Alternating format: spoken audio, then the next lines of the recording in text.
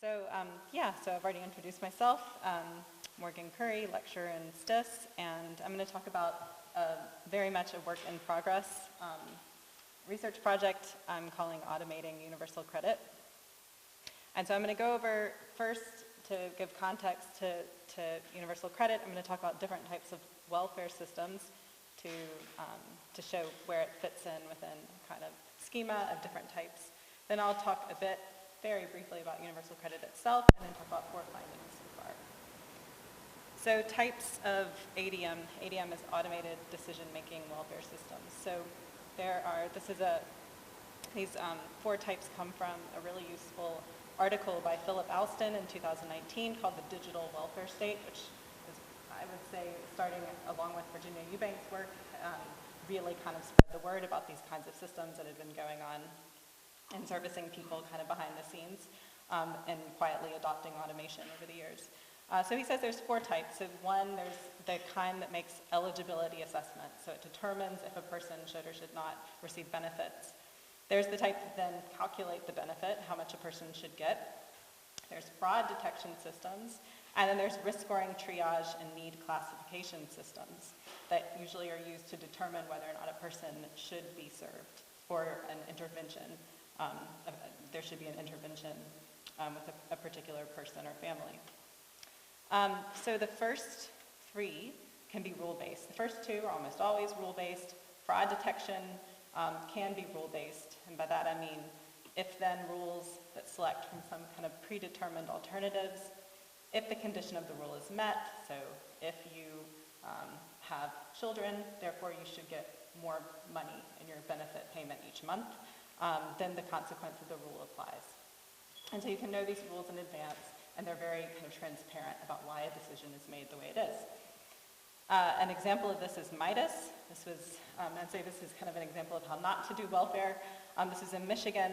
This was a system that determined who should get a benefit, would calculate the benefit, but it would also try to detect fraud. So if someone did something that seemed like fraud, then their benefits would be cut. Between 2013 and 2015, 20,000 people were found wrongfully accused by the system, so it was kind of a debacle. And then there's also the third and always the fourth are predictive.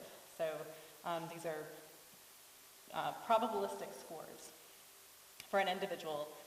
Information will be gathered about them, entered into a model, and then a score is not established like the rule-based algorithms. It's not established by some criteria set by the state, but actually in relation to some historic comparative population, and it's determined whether or not you were similar to that population, and therefore whether an intervention should be made. An example of this is the Allegheny Family Screening Tool, which is operating in Pennsylvania, and this was an algorithm that was based on mining call screening allegations over a 4-year time period, and then to see that after getting that data set, the data would be statistically correlated with other factors. So those people that were screened for maltreatment, did they relate to databases from jails, psychiatric services, welfare benefits, drug and alcohol treatment centers, et cetera?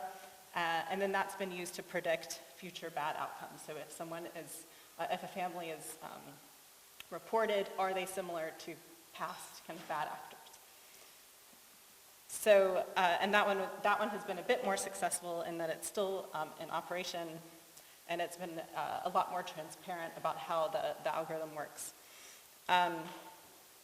Universal credit. So within the schema, universal credit makes an eligibility assessment. So it uses automation for that. There's always a human who checks the assessment. It calculates welfare benefits and payments. This is often done without human review. And then there's also fraud detection going on. I'm not going to talk about that. People are pretty sure that that uses a predictive algorithm to detect fraud, but the DWP is very silent on how that works. And there's not much in the public domain about this at all. What they don't do is kind of predictive risk scoring. Okay, so a bit more about universal credit itself. It's the UK's largest social security payment. It was launched in 2013. It's actually still rolling out. A lot of people are still on legacy benefits. If they have a change of circumstance, they'll move over onto universal credit. And then it pays monthly. You have a bi-monthly option in Scotland that some people can choose. And the current standard allowance, if you're single and over 25, you get 334 pounds, 91 pence. If you're in a couple, 525 pounds and 72 pence. This is often on top of universal credit paying for your rent, but it's not very much money. So the methods I'm using, I've started to do field work at Citizens Advice Edinburgh, bureaus around the city. I go about 3 times a month. I'm interviewing stakeholders, so I'm interviewing people at Citizens Advice and other nonprofits that work with claimants and on behalf of claimants. And then I've started carrying out what I'm calling diary studies of claimants. So I'm asking claimants to kind of stick with me for 6 months and tell me how they experience universal credit over that time period. And this is all funded, it's a 2-year study funded by an ESRC New Investigator grant. The battery's low. Robin, the battery's low on the computer. I don't know. Oh.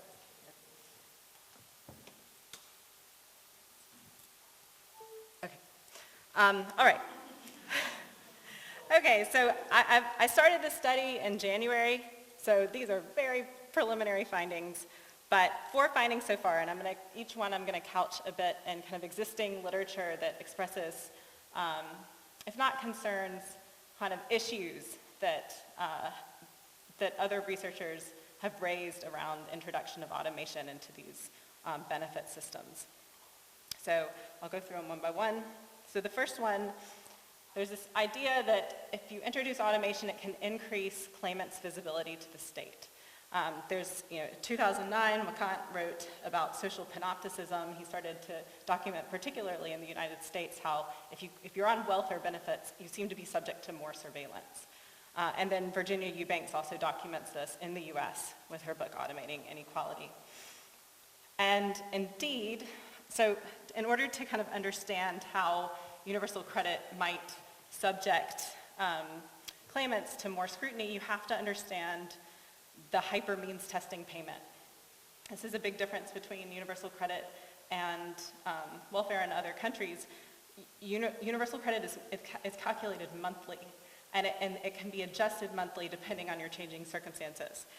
The way it's adjusted, it'll be determined, first of all, by manual inputs into the system. Usually when you first apply, it'll tell them how many children you have, your kind of housing, whether or not you're working, and how much, whether or not you're working, and also whether or not you're at a university.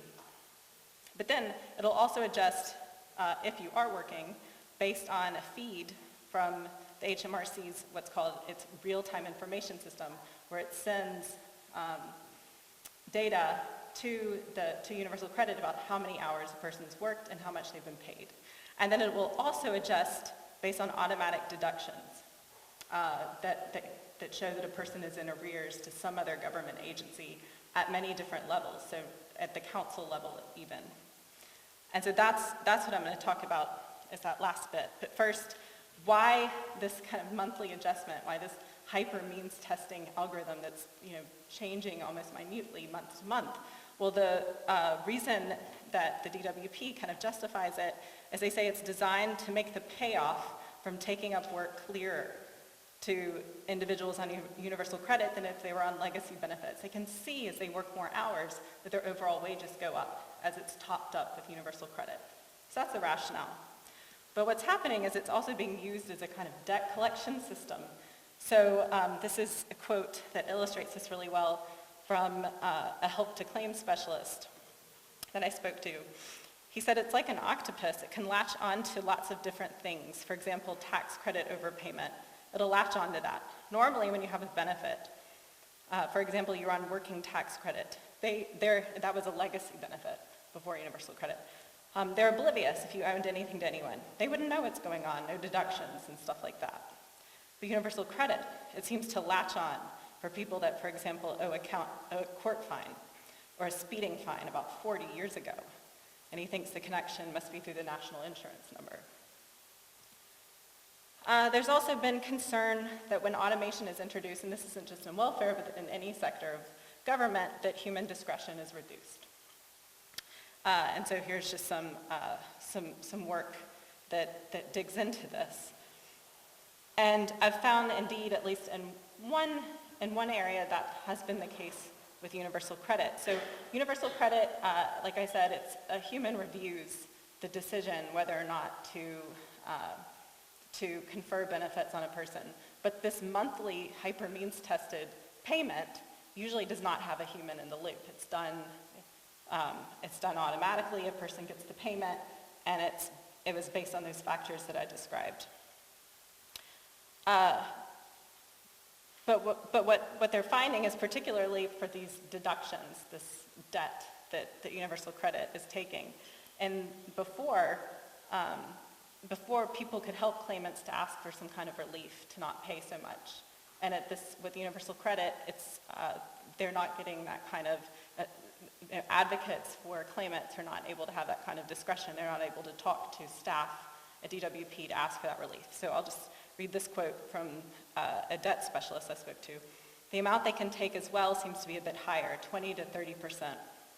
We used to sometimes phone ESA or job seekers, the legacy benefits, to say, can we get this at a lower rate? Instead of 10 pounds a week, maybe 5.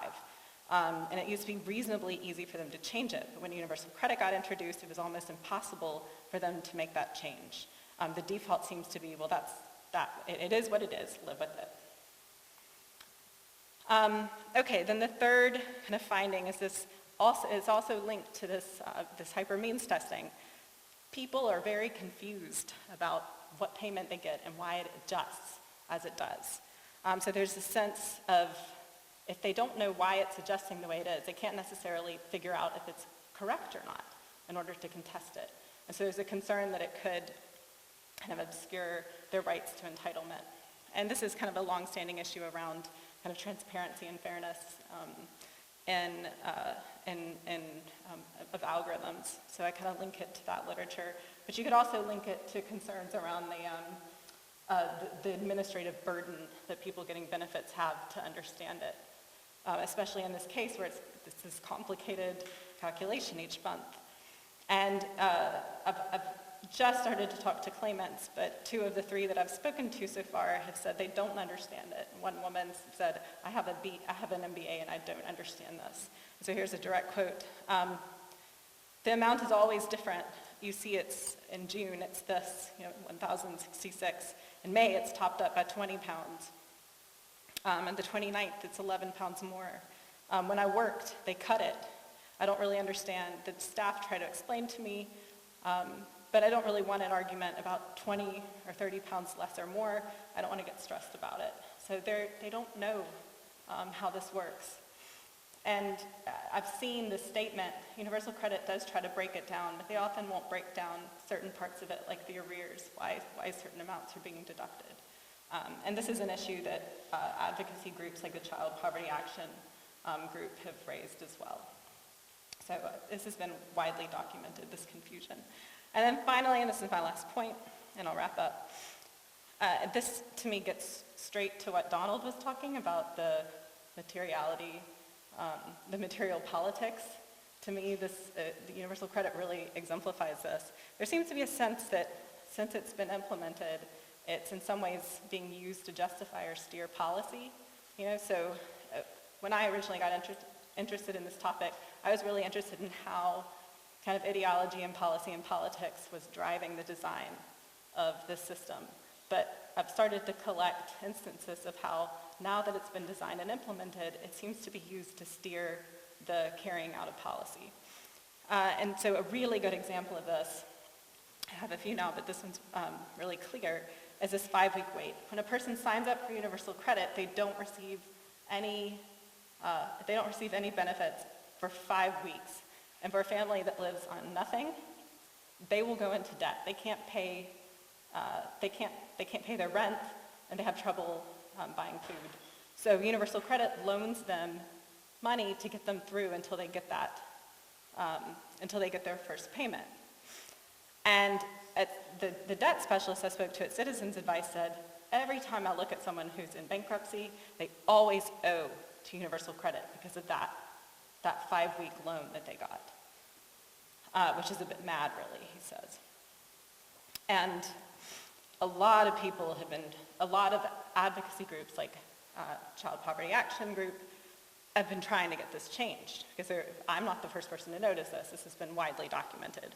But what's interesting is when some of the advocacy groups, Human Rights Watch included, asked to, especially during COVID, to get some relief for this, so to pause it, for instance, to not try to collect this debt, Neil Cooling, the House of Commons Work and Pension Committee, evoked automation as the reason that they couldn't do this. So he says, deferring the recovery of advances to this debt would force the DWP to strip out the automation and put human beings on doing deferrals at the expense of keeping automation in the system and allowing the new claims to all get paid. So I think it's a really good example of material politics. And so, in this case, the DWP evokes automation to justify policy implementation. So it's this idea of kind of policy by algorithm. And I'll end there.